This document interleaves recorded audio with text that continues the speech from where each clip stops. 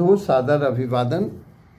आओ पहचाने समय क्या है, युग बोध क्या है, कौन सा समय चल रहा है और क्या होने वाला है, इस पर विचार विमर्श या मंथन करें।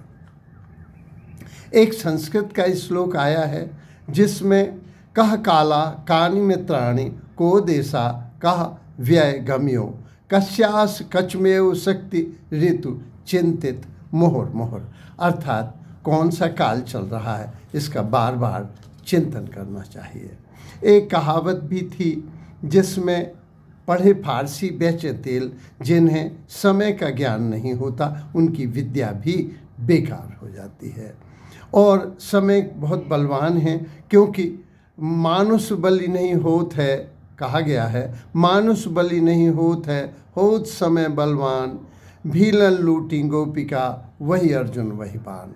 तो हमारे सारे कर्म धर्म पाप पुण्य गलत सही सब कुछ समय से ही निर्धारित होते हैं। अतः जाने कि समय क्या है। वस्तुतः समय के 3 आयाम हैं, भूत भविष्य और वर्तमान। लेकिन जो भूत है वो जो अनकिया नहीं हो सकता, जो हो चुका है वो हो चुका है, इस पर ज़्यादा विचार करने की आवश्यकता नहीं है। लेकिन और जो भविष्य में है वो भी दिखाई नहीं देता, इसलिए वस्तुतः प्रेजेंट ही सबसे महत्वपूर्ण समय है। एक अंग्रेजी की पोइट्री में आया है, should I worry for dead yesterday, should I worry for the unborn tomorrow. वो कहता है no, I believe in present, मैं केवल वर्तमान पर विश्वास कर रखता हूँ। वस्तुतः न भूतो न भविष्य, न भूत है न भविष्य है, वर्तमान ही सबसे महत्वपूर्ण है। इसलिए जाने जो प्रेजेंट पीरियड है वो वस्तुतः वो बहुत महत्वपूर्ण है। मेरा भी विचार है कि भगवान ने कोई भी आँखें पीछे नहीं दी, जो दोनों आँखें आगे दी ताकि हम वर्तमान को देख सकें, और दिमाग दिया ताकि भविष्य पर विचार विनिमय किया जा सके। तो जो आज का समय है वस्तुतः time to be flat fast and smart.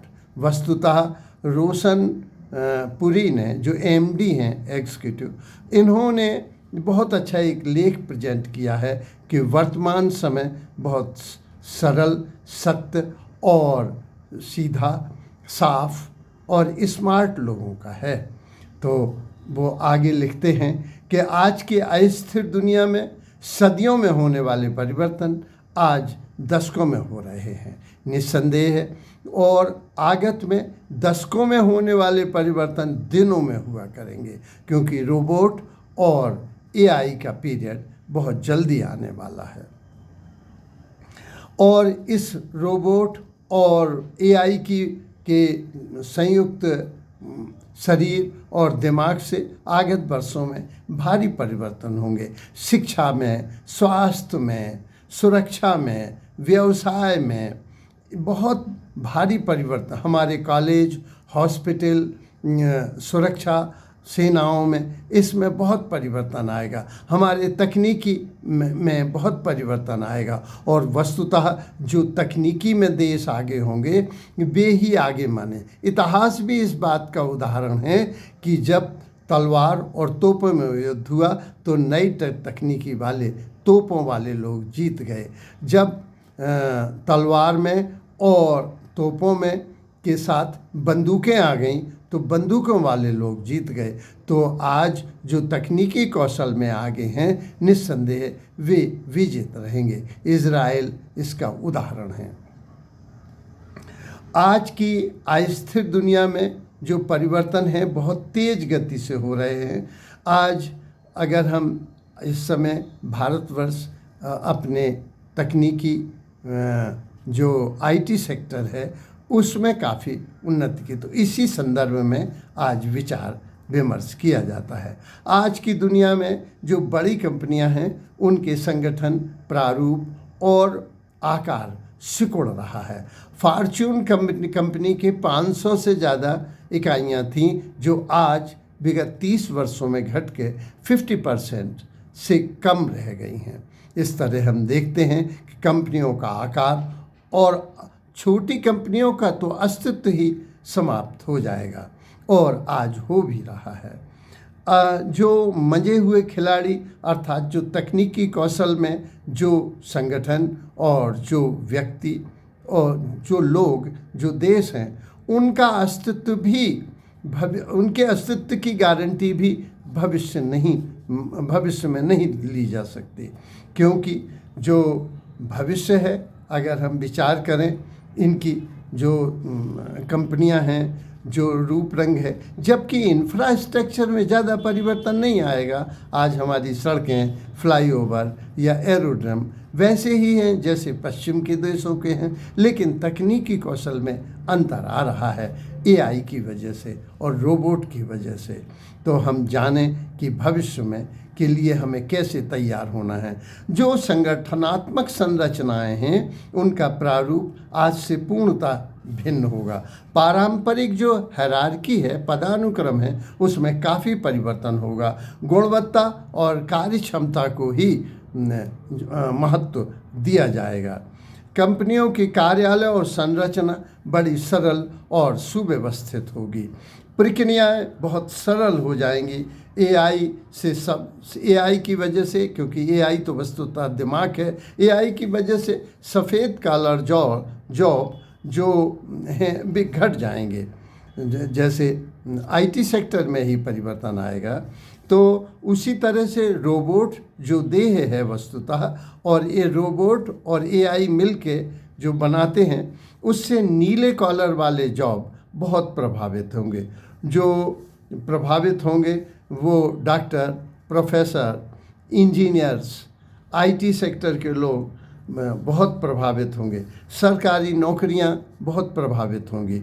और रोबोट की वजह से जो नीले कॉलर के जो लोग खानों में काम कर रहे हैं, माइनिंग में काम कर रहे हैं, रियल एस्टेट में काम कर रहे हैं, या मजदूरी किस्म के जो लोग हैं, उनको ये रोबोट बहुत अधिक, निर्माण उद्योगों में रोबोट बहुत प्रभावी हो जाएंगे। नौकरशाही निस्संदेह कम हो जाएगी। उच्च कौशल के व्यक्तियों का उच्च पद होगा, उच्च स्थान होगा और उच्च महत्व होगा और उच्च तनख्वाहें होंगी। कंपनियों के इस तरह सीईओ बड़े प्रभावशाली होंगे, लेकिन सीईओ अकेले नहीं होंगे, एक व्यक्ति नहीं होगा, सीईओ के कई सहायक होंगे और एक व्यक्ति की पर निर्भरता कम हो जाएगी। जो निर्णय होंगे और जो काम होगा और जो प्लानिंग होगी, वह वस्तुतः इन सीईओ समितियों के माध्यम से होगी और वे सामूहिक उत्तरदायित्व का भी वहन करेंगे। नवाचार अस्तित्व के लिए अति महत्वपूर्ण होगा। जो नवाचारों का प्रयोग करेंगे, आज भी जो लोग, अभी हमारे मित्र हैं याग्निक साहब, वो उनके फादर 92 बरस के हैं, तो उनका मोबाइल खो गया। मोबाइल सादा सा मोबाइल था, वो बोले कि यार अब वो चौड़ा वाला मोबाइल लेवा दो मुझे, क्योंकि ये बच्चे सब व्यस्त रहते हैं, मैं भी फ़ोटो देखूंगा। तो लोगों ने कहा दादा आपको अब वो समझ में नहीं आएगा। बोले यार छोटे छोटे बच्चे सब सीख लेते हैं, ये अनपढ़ मजदूर लोग मोबाइल चला रहे हैं, तो क्या मैं नहीं सीख पाऊँगा? तो उन्होंने 2-4 लोगों ने वो लिवा दिया। 2-4 दिन में उनने बच्चों से सब टेक्निक सीखी और सीखने के परिणाम स्वरूप वे अब मोबाइल पर व्यस्त हो गए। और हमारे एक रिटायर्ड प्रोफेसर हैं डॉक्टर कुसुम रस्तोगी, वे कह रही हैं अब हम नया नहीं सीख सकते। तो फिर हमने कहा एटीएम में न जाके बैंक में लाइन में लगो, रिजर्वेशन कराने के लिए लाइन में लगो। तो जो नए युग में जाना चाहते हैं, उन्हें नई तकनीकी से अलंकृत होगा, तभी वे वर्तमान का आनंद ले सकेंगे। तो एआई और रोबोट कार्यबल में, स्टाफ में काफ़ी कमी कर देगा और परिणाम देने वाले जो कर्मचारी हैं, अधिकारी हैं, वे ही रह सकेंगे। आज रोबोट इतना महत्वपूर्ण हो गया है कि पिछले साल 14,600 रोबोट बेचे गए और उनका 90% चीन में वो रोबोट तैयार हुए। और भविष्य में एलन मस्क का कहना है कि हम 10 लाख जो वो हैं रोबोट हैं उनका प्रतिवर्ष उत्पादन करेंगे। इसी तरह से जो मार्गन हैं उनका कहना है 2050 तक यहाँ 1 बिलियन माने 1 करोड़ रोबोट होंगे। वस्तुतः रोबोट सैनिक हो जाएंगे। डॉक्टर सोफिया डॉक्टर है जो इलाज करती है, समाचारबाज का समाचार देती है। तो ये जो मानवीय त्वचा है उसमें फेशियल एक्सप्रेशन भावों को 63 तरह के भावों का पेटेंट हो चुका है। तो वो जो फेशियल रिएक्शन हैं वो दिए जा सकेंगे। इस तरह से सैनिक, डॉक्टर, प्रोफेसर हमारे रोबोट होंगे। अभी झांसी में एक रोबोट मॉडर्न कक्षा 2 और 3 और 1 में पढ़ाने के लिए दी गई। तो बच्चों से जब इंटरव्यू लिया गया तो उन्होंने कहा कि रोबोट मैडम अच्छी हैं, वे फिजिक्स, केमिस्ट्री, ज्योग्राफी, हिंदी, इतिहास सबके क्वेश्चन का जवाब दे देती हैं और चाहे जितने प्रश्न करो कभी नाराज़ नहीं होती और शैतानी करो तो मना नहीं करती। इस तरह से रोबोट भविष्य में बहुत प्रभावी होंगे। और एआई की वजह से जो सफ़ेद कॉलर जॉब हैं उनमें 30% आज महिलाओं जो काम कर रही हैं उनका 1/3 काम उनका मनुष्यों द्वारा होगा, से सब रोबोट कर सकेंगे। भविष्य में जो ग्राहक होंगे आपके कंपनी के, आपके उत्पादन के, वे बहुत जानकार होंगे। जैसे आज पेशेंट आता है डॉक्टर के पास, कुछ नहीं जानता, लेकिन भविष्य में जो पेशेंट है उसे पूरा पता होगा कि वो गूगल से, जेमिनी से, चैट से सारी जानकारी प्राप्त कर लेगा। मांगकर्ता काफ़ी सशक्त होंगे, उनकी जेब गर्म होगी और मांग सशक्त होगी। एक ही कंपनी से लोग बंधे नहीं रहेंगे, एक दुकान से बंधे नहीं रहेंगे, एक उत्पादन से बंधे नहीं, विश्व ग्लोबल सब कुछ हो जाएगा।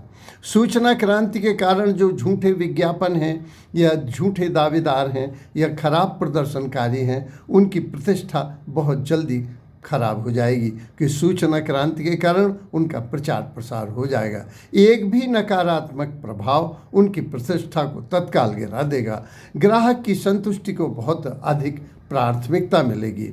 तो इस तरह से हम देखते हैं कि चाहे राजनीति हो या कंपनियां हों या व्यवसाय हो, सामूहिक नेतृत्व को बल मिलेगा। जो सीईओ बड़ा जिम्मेदार होगा, जो उच्च कौशल वाले लोग हैं वे सह सीईओ होंगे और साझा नेतृत्व होगा, साझा जिम्मेदारी होगी। उच्च पद और कार्यभार होने पर उच्च पदों को नुकसान नहीं होगा क्योंकि वे उच्च तकनीकी कौशल से अलंकृत होंगे। जो दूरस्थ सेवाएं हैं, जो सीमाहीन उत्पादन, सीमाहीन उपभोग और सीमाहीन कर्मचारी होंगे। आज इंडिया में बैठे व्यक्ति ऑफिस उनका अमेरिका में है, तो अमेरिका वाले जान सकते हैं कि न्यूयॉर्क की ट्रेन कितनी लेट है, भारत के कॉल सेंटर उनका जवाब दे सकते हैं। तो दुनिया ग्लोबल हो जाएगी, मांग ग्लोबल हो जाएगी, ऑफिस ग्लोबल हो जाएंगे। जो राजनीतिक दीवारें हैं वे भी क्षीण हो जाएंगी। तकनीकी कौशल में न क्षेत्रफल वाले राष्ट्र, न जनसंख्या वाले राष्ट्र, न कृषि उत्पादक वाले राष्ट्र, जो तकनीकी कौशल में अधिक होंगे वे राष्ट्र शक्तिशाली होंगे। सलाहकार बोर्ड बड़े प्रभावी होंगे। जो शिक्षा है या चिकित्सा है ये व्यक्तिवादी हो जाएगी। एक व्यक्ति के लिए ही कैप्सूल बनेगा जो उसकी आनुवांशिकता, उसका वजन, उसकी उम्र के अनुरूप होगा। शिक्षा भी एकल हो जाएगी। इस तरह से बहुत कुछ परिवर्तन आने वाले हैं। तो लगातार होने वाले परिवर्तनों पे वो अस्तित्व में रह सकेगा जो अपने युग के अनुरूप अपना रूप ढाल लेगा। अतः वर्तमान में संगठन में, समाज में अस्तित्व में बने रहने के लिए लगातार खुद को नया रूप देना होगा। अर्थात हमें नई तकनीकी से सीखते हुए अपने को वर्तमान में जिंदा रखना होगा। अतः आज जो समय है वो सत्य का है, सरलता का है, सीधा और सपाट है, स्मार्ट है और तेज होने का है। इसलिए हमें अपने युग के अनुरूप रहना चाहिए। धन्यवाद।